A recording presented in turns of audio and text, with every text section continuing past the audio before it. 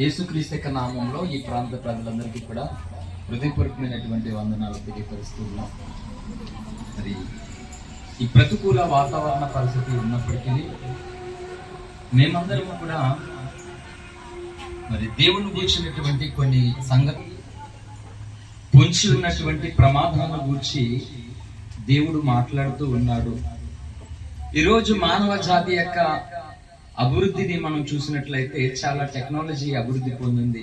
ఎందుకంటే కాలినడకన ప్రయాణం చేసేటువంటి మానవుడు అంతరిక్షంలోనికి ప్రయాణం చేయగలిగినటువంటి అంత ఉన్నతమైనటువంటి టెక్నాలజీని కలిగిన వాడిగా ఉన్నాడు. అంటే మానవ జాతి చాలా అభివృద్ధి పొందింది. అయినప్పటికీ కూడా మరణం తర్వాత మానవుడు ఏమైపోతుందో అన్న సంగతి మాత్రం తెలుసుకోలేకపోయాడు. ఇది చాలా బాధాకరమైనటువంటి విషయం. చదువుకోలేనందువలన ఎన్నో విషయాలు మనకు తెలియదు, చదువుకున్నప్పుడు ఎన్నో విషయాలు మనకు తెలుస్తూ ఉంది.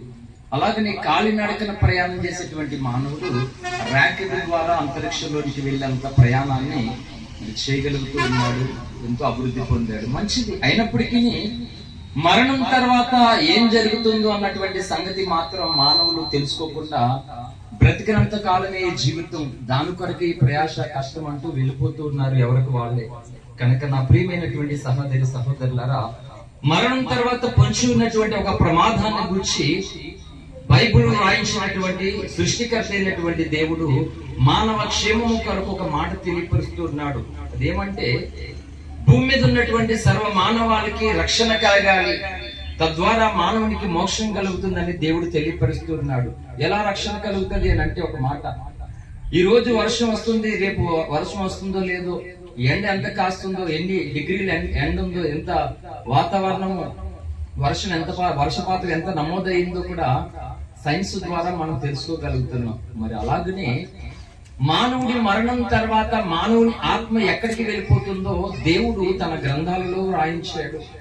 ఈ ఎండ వానలు గూర్చి ఈ టెక్నాలజీ ద్వారా మనం ఎలాగైతే తెలుసుకోగలుగుతున్నామో, అలాగే మానవ జాతి మరణము తర్వాత కలిగేటువంటి ఆ పొంచి ఉన్న ప్రమాదాన్ని గురించి సృష్టికర్త అయిన దేవుడు మానవుడితో మాట్లాడుతూ ఉన్నాడు. ఇది మతానికి కులానికి సంబంధించిన సంగతి కాదు, కానీ పొంచి ఉన్నటువంటి ప్రమాదాలను గురించి తప్పించుకోవాలని దేవుని యొక్క కోరిక. ఎందుకు దేవునికి ఆ కోరిక అంటే, దేవుడే పంచభూతాలను సృష్టించి తన పోలుకులో తన స్వరూపంలో మానవ జాతిని ఆయన పుట్టించాడు గనక మానవుడు పాడైపోతే బాధ ఆయనకే ఉంది. అందుకని మానవుని రక్షించడం కొరకు రక్షకుడిగా యేసుక్రీస్తు అనే నామధేయం పేరిట దేవుడి భూమి మీదకి వచ్చి తన పరిశుద్ధ రక్తాన్ని చిందించి తన ప్రాణాన్ని పెట్టి తిరిగి లేచాడు.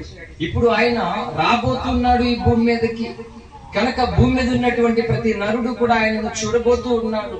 ఈలోగా మానవుడు జన్మంతోనూ కర్మముతో ఉన్నటువంటి పాపం నుండి విముక్తి పొందాలనేది దేవుని యొక్క కోరిక.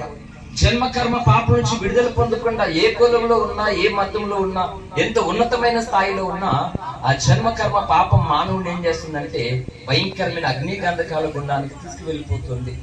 దాని నుండి తప్పించి రక్షించుకోవాల్సినటువంటి బాధ్యత సృష్టికర్త అయిన దేవునికి ఉన్నది. కాబట్టి మరి యవ్వన ప్రాయంలో ఆ విషయాలను తెలుసుకుని రక్షింపబడి సమాజం అంతా బాగుండాలి, సర్వేజన సుఖనోభవంతో అందరూ బాగుండాలనేటువంటి సహృదయంతో మరి మేము ఈ ప్రాంతానికి, ఆ దేశ ప్రజలకు ఈ మాటలు తెలియపరుస్తున్నాం.